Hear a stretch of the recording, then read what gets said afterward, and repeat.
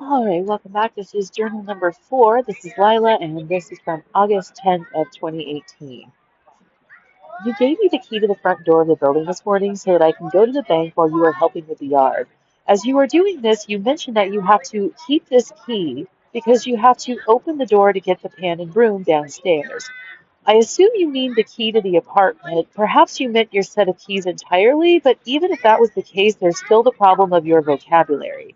I've noticed that this seems to be a pervasive issue with you, not using words correctly to describe particular objects that cannot be explained by slang or pidgin English. So I'm not sure how this really relates to the whole key situation per se. The best I can figure is this. If I have to go run an errand, so there's a key to the building that opens the front door to the building, and obviously, right? And then there's the key that opens the door to the apartment. If he didn't have to go anywhere, he could have given me the key because the or like sorry, he still could have just kept the key because if he's gonna just be at home, you could just leave the door unlocked. Like you're in there. I just need to be able to get back in the building. So there's no reason to tell me that he needs to keep the key to the apartment at all. The only key I need is the key to the building, right? Um, but anyway, I think what I was referring to was that I don't understand why I need to know why he needs to keep the key to the apartment. But maybe that was just kind of this upper level, higher level thinking understanding of the situation where, and like I just described, right? I only need to be able to get back in the building. You can ensure that I can get back in the apartment, so I don't need the key regardless. Um, but anyway, like I said, I don't know what that had to do with the vocabulary, but it is what it is. Certain things triggered certain things that I wanted to write about, I guess. You also mispronounce common words in which the only good explanation for your doing so is a lack of experience with the proper way to say them. This is my greatest evidence for my suspicion that you have been hard of hearing for much of your life. At first, I thought maybe you just had a penchant for pronouncing words with the Hawaiian vowel sounds, but that's not the case. You say Wi-Fi as Wi-Fi instead of Wi-Fi, so in Hawaii it would be Wi-Fi, right? You pronounce Ion, the TV channel Eon, which is how you would pronounce it with the Hawaiian saying, right, instead of Ion, despite the fact that it repeatedly announces itself. Last night you pronounced Jedi as Jedi, but it would be Jedi if he was pronouncing it in Hawaiian, right, instead of Jedi. Who the fuck doesn't know how to pronounce Jedi? Why would anyone choose to say something like that incorrectly? But you claim to be able to hear things at regular volume, though the reality is that you obviously can't. Well, I don't want to get into that now, but while we're on the topic of last night and other nights, I don't understand why, when you can't hear the television, you ask me if I can hear it. You are hard of hearing. If you can't hear something, it is completely unreasonable to even ask the perfectly healthy-eared person in the room. Just turn the volume up. Also, just from a perspective of self-respect, if you can't hear it, turn it the fuck up then. This process whereby you try to benchmark yourself versus other people is thoroughly ridiculous. You seem to do this sort of thing a lot, insinuating that I am just as mentally defective as you are. Just a few moments ago, when you left to go downstairs, Lila, Lila, as you tried to get my attention despite the fact that I clearly have my headphones in. I had just taken them out to speak to you on your way out, then put them back in. You watched me do this. I don't know, man, I feel like I'm all over the place, but then again, it's just a journal, right? This kind of part of the whole shtick of this. Um,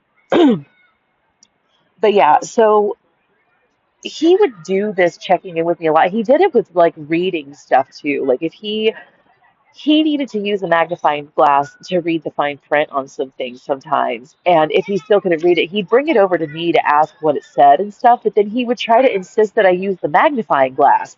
And I would have to tell him, like, I don't need the magnifying glass to read it. I have perfectly fine vision. I don't need, like, if everybody needed a magnifying glass to read this, they would just print it larger, right? This is Okay, so anyway, but hopefully then through this one you're seeing like how like there was kind of a higher order understanding of things that he didn't seem to have. Excuse me. Um, in general. And yeah, so I think like that's kind of basically like the gist of this journal art entry as it's going to move forward. Um, I wanted to mention. back to, there's just the constantly checking in. I guess we're still on that topic. Hee hee. Um, the so in the DSM-5, the diagnostic criteria for personality disorders is still like for narcissistic personality disorder, you have to have five of these nine things to get diagnosed. But there was a proposal in like around 2011 to change the diagnostic criteria for personality disorders so that they were a little bit more I hate to use the word standardized, but I don't know what else to describe it as. Basically, that they all followed this same format. So there were five criteria, so and categories A, B, C, D, and E.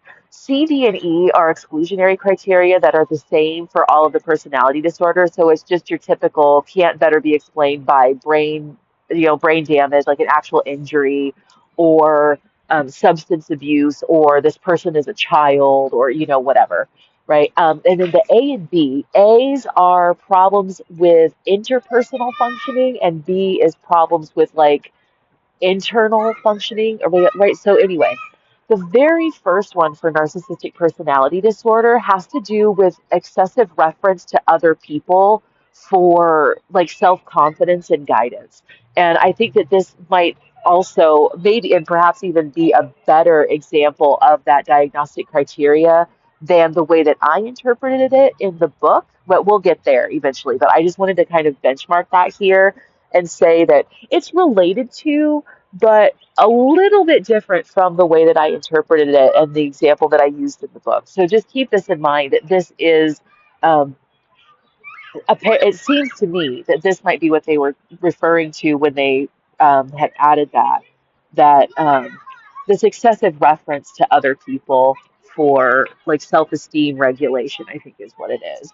I could just go look at it. It's right here in the folder. But then we've got to find.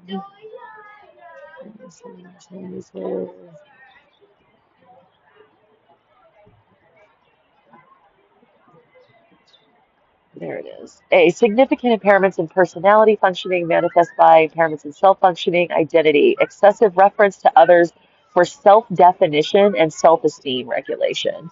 So right there, the first one by bolded identity. Right? And exaggerated self-appraisal may be inflated or deflated. So, right, so think about the problem of like, that you're hard of hearing, you have to wear a hearing aid. You're supposed to be wearing glasses and you need a magnifying glass to read almost anything. And yet you keep asking the person who's half your age and in perfectly well health, you keep checking in with her to find out whether or not you are like struggling with something you should know that you're struggling with, right? So I think that that also then falls under this category of and just errors in self-appraisal, right? Like, how do you not know, right, where you actually are at in the grand scheme of things? So back to this. I really wish that you get the hint that when I have the headphones in, I don't want to be bothered. Stop assuming that I can hear you. Stop bothering me about silly shit. Just fucking stop bothering me. If you aren't hunched over in pain, unable to breathe with froth pouring out of your mouth, can you just stay the fuck away? Why is this so hard? When I turn around to see what you want, you tell me to make sure the door is locked when I leave. I am not a child. I do not have problems with rational responsibility. I am not an idiot. You have absolutely no reason to think I need to be told this shit, right? So here's the thing. The door had two locks. One was the kind on the door handle where when you leave, I'm trying to remember, gosh, it's been a while. All I know is there was a deadbolt and then like a regular doorknob sort of situation. And so, yeah, you have to purposefully set the knob to lock, I think. But that's the only lock from the outside. Oh my gosh, it's been too long. But anyway, my point still stands though. So remember, like he's keeping the key because he has to go downstairs to get the pan and broom. So maybe he was telling me that like I could just wait for you to go down and get the pan and broom. Right? There's just a better way to handle this. But how long does it take you to go downstairs? And I don't even understand why he needed to go downstairs to get the pan and broom. Like he had his own. I don't, like I said, like I don't understand right, like now, really what was all going on here. Um, but yeah, but basically, like, I don't need you to then re-bother me just to tell me something I already know. This is where I started getting this impression that, like, he's just playing games with me. Like, he wants to know whether or not I can hear him when I have my headphones in. So that's what he's testing. And then if I wasn't going to respond or whatever, then he would say, like, you need to turn your head, but like he would try to do something about that. That if I can hear him with my headphones in, I can hear stuff. There was times, okay, and I know this is going to come up too, or at least I'm pretty sure. So when people would knock on the door, right? Like I could hear people knocking on the door through my headphones. He could also hear people knocking on the door, but what would happen is it would be like knock, knock, knock, and he would stand up and he'd be like, "Someone's knocking on the door. Like, why didn't you tell me someone's knocking on the door?" And I'm like, "They literally just knocked." Finally, when he did this at one point, like he got done and I was like, "Dude," right? I was like, you can hear people knocking on the door. And he's like, okay. And I'm like, because every time someone knocks on the door, you get up and you bite my head off, like about like thinking that I can't hear them knocking on the door. So here's actually this fits in here perfectly well, right? So, but then when someone knocks on the door, he thinks that I can't hear what's going on and then bites my head off about why didn't you say that somebody's knocking on the door? Because they just knocked on the door. Then you jumped up to go answer the door and bit my head off. So this is all the sorts of things that plays into in the end game, right? I don't understand why this man thought I liked him. Why would you like someone who acts like this? Right? Right? Why would you want to be spending time around somebody that acts this way and treats you like this? Okay, it's absurd. And because there's a part of me too that's thought, like, maybe he's just a regular dude and I'm being quote unquote oversensitive. And then I tell myself, like, no, don't fall for that bullshit. You're not being oversensitive. This is some actual crap, right? There's like, this is actually someone just treating you like shit, right? But anyway, so when I finally got that through his head, right, that it's like, you are hearing them knock on the door. I'm not hearing them knock on the door. I can also hear them knock on the door. All right, I'm gonna stop beating that dead horse. It's just sometimes you ever get in that and you just like, oh, this makes me want to just like find him and I'm gonna go sit at the Safeway until he goes grocery shopping, and so I can just walk up and slap him across the face. Like, oh my gosh. Okay, likewise, I do not need you to ask if I have everything when I leave, if I have my phone, if I have my phone charger, to call you when I get back so you can let me in, to watch out for traffic when crossing the street, to keep an eye on my bag if I'm taking my whole bag with me. It's on my back, isn't it? Why I'm taking so much stuff, and on and on and on and on and on and on and on and on and on and on. Every time I had to leave to go do something that it made actually absolutely no sense for him to come with me to do, he would basically read me the riot act on the way out the door. It was completely obnoxious. I just don't understand why you treat me like a 5-year-old on her way to kindergarten. It's unfathomable. You are a 65-year-old, two-time stroke suffering, glaucoma in the left eye, deaf in the right ear, rootin' tootin' motherfucker that seems fully capable of recognizing that they are damaged. Projecting damage on other people is just another way in which you yourself are damaged. This is why I suspect that you have been mentally ill all your life, but it has gone undiagnosed. This is possibly due to the stigma of mental illness when you were a child. The 1960s weren't exactly keen on it. So he was born in 1954. So, I mean, by the time he was like old enough to be doing stuff that would have presented itself as being out of sorts, so to speak, it either never was diagnosed or it was diagnosed or noticed but not properly addressed. Okay? In the spirit of bringing this full circle, while I'm on the topic of mental illness and disability, your disability card says that you also have problems with your leg and your back. I actually have severe, obviously deforming arthritis in my right ankle, a fucked up gait, and am in a terrible amount of pain at least 50% of the time as a result. Like, I couldn't get out of bed in the middle of the night and get to the bathroom without crutching on every available surface and wall. Like, I was in agony during the time. I've luckily since, so when I got out of this situation, I spent the first 6 months, I did a vegan, no sugar diet, and within 6 months, I lost 60 pounds and regained about 80% of my mobility. And now at this point, I still have quite a bit of weight to lose as I gained a lot of weight while I was living with him. But that's a whole other topic for another time, whatever. Um, but I'm still like my ankle is still deformed, but it doesn't really hurt anymore. Anything like above and beyond what you would normally expect for someone my age. Um, so all that being said, I have been able to recover from whatever was going on back there in that time period. But being on my feet for 9 hours a day, working a job too, like didn't help at all, right? So anyway, but back to this. The point being, right? I can't get a doctor to officially declare me disabled. In the past, you have insisted that I should at least be able to qualify for the disabled bus pass for $30 per year instead of $70 per month.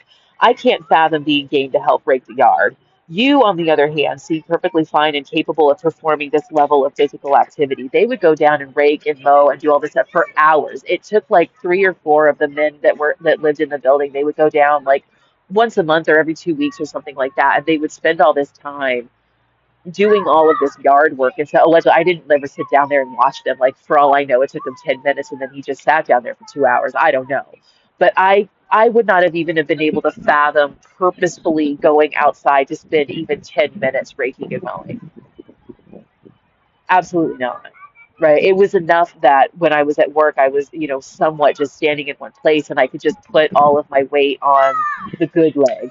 You know what I mean? That's what, like I said, it's like I can't even fathom being game to help rake the yard.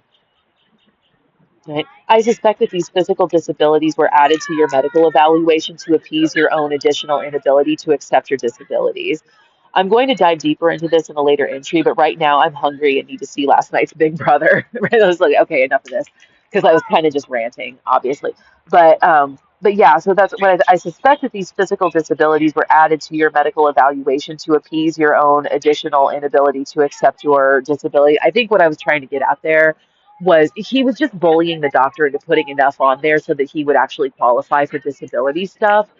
But because he didn't want to face the fact that he qualified for it because of his psychological disabilities, right? So but then in a weird way it's like because then that's part of the psychological disability. So in light of that, if the doctor knows I'm going to have to say that you have like severe chronic back pain and that's why you need to use the handy van, because I know that I'm never going to be able to get you to understand that the real reason that you need to use the handy van or get the disability bus pass is because you're not psychologically capable of remembering to buy a bus pass every month, that sort of a thing. So anyway, all that being said, that is enough for this entry for today, I think. And I will see you in the next one. Bye.